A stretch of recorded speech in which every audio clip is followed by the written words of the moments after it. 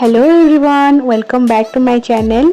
आज मु छाड़ खाई स्पेशल चिकन बनाऊँ। प्रथम मु चिकन को लुण और हलदी मैरिनेट करके थोईदेली। ये किसी गोटा मसला नहीं जाइए, देन नहीं जाइए टमाटो पेस्ट, तापर अदा रसुण पियाज गोटे पेस्ट, चिकन मसला और कटा पियाज और आलू। मु चुली रे बनाऊँ। चुली रे कड़े बसईदबा, देन तादरे आम तेल पकईकी तेल गरम है आम आलू पकईकी भाजवा। मुझे चिकेन बनाऊँ चुली रे, बहुत ही टेस्टी लगे। जो मैंने खाई थे चुली रे रोसई से मैंने जानी केते टेस्टी लगे।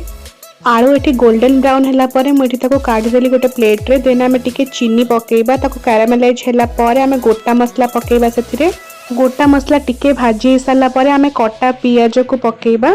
पियाज को आम गोल्डन ब्राउन है पर्यंत भाजवा। भाजी सारापर आम अलग मसला ऐड करवा। आपण मैंने मत कमेंट माध्यम जनइबे छाड़ खाई आपन कौन बने की खाई स्पेशल। जो मैंने मो चैनल को सब्सक्राइब करना प्लीज सब्सक्राइब करदे और लाइक शेयर कमेंट करने को भी भूलिबेनी। कि हमारा पियाज भजा हो गला, देन आम पकईदबा अदा रसुण और पियाज जो पेस्ट बनई मुझे 500 ग्राम चिकेन नहीं, से अनुसार मो मसला नहीं। आपड़ जिते चिकेन नहीं से अनुसार मसला सब यूज करेंगे।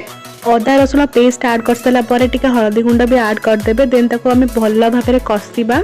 2-3 चामच पानी देकी कसुवे ना तलू लगी कड़े। मुझे अदा 1 इंच, रसुण गोटे पियाज 2टा बाटी थी। आपण जिते चिकेन नेबे से अनुसार मसला प्रिपेयर करेंगे। मसला टिके कसेला पर टमाटो पेस्ट देली। टमाटो मुझे मीडियम साइज रो पेस्ट करी। टमाटो पेस्ट ऐड कर सारा पर आम भल भाव कषिबा। कषि सारापर आम सब गुंड मसला पकेबा। ये लंका गुंड पकेली, देन धनिया गुंड पकेबा, जीरा गुंड पकेबा। एतिकी मसला पकई सारापर भल भाव कसुवा पानी देकी पूरा देखो भल भाव तेल छाड़ा पर आम चिकेन मसला ये ऐड करवा। चिकेन मसला सहित आम टिके पानी दबा, ना से मसलाटा पोड़ीज। ये जहाँ जहाँ भी मसला यूज करेंगे टिके टिके पानी ऐड करते ना तलू लगी जबार चांस अच्छी। चिकेन मसला को पकई सारिकी पूरा आउ टिके भल भाव कषिदबा। पानी देकी कषि सारापर आम पकईदबा चिकेन। चिकेन पकई सारापर आउ टिके पानी देकी आम भल भाव पुणी कषिबा। कषि सारापर आम जो भजा होता आलू तादरे पकेबा।